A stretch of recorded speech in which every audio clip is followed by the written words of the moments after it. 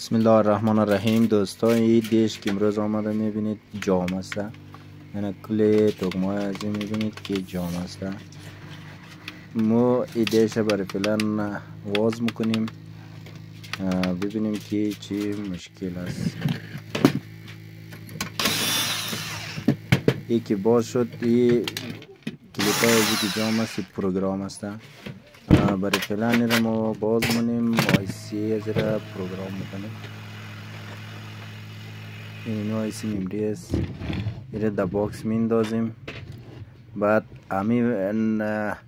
امی پروگرام از را نظر در مدل تخت که میبینید این را از در کامپیوتر است، از لپتاپ انستال میکنیم از طریق با پروگرامر آیسی کپی میکنیم.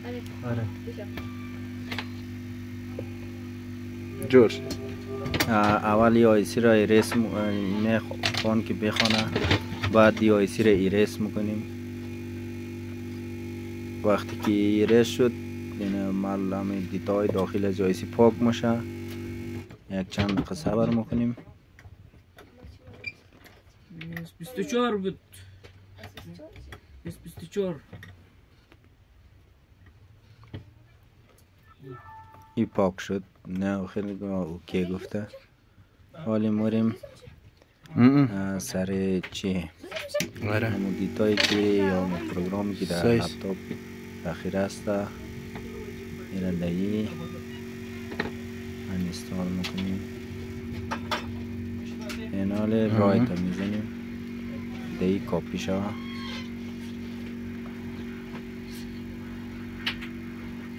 چند دقیقه صبر میکنیم تا این کاپی کنه.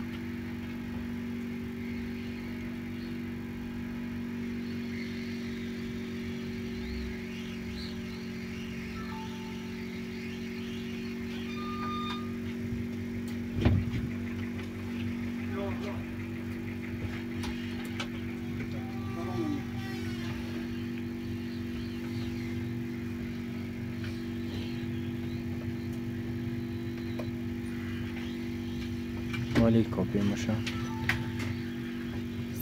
بعد از این قسمت چک میکنیم که همه دیتا صحیح در ممری ذخیره شده یا نه. یه از آیسی از پروگرامر آیسی رو میکشیم.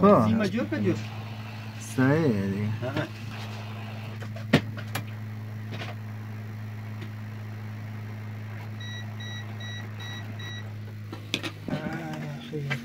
ولی ببین آماده شده صحیح کار میکنه.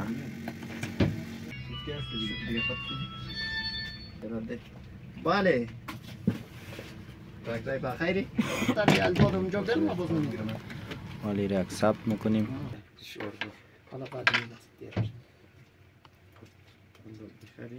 نه ما عزیزم گزینه انستالیشن اوکی میکنیم. بعد سر محوره را انتخاب کنیم. بعد محوره فرکانسی را داخل میکنیم.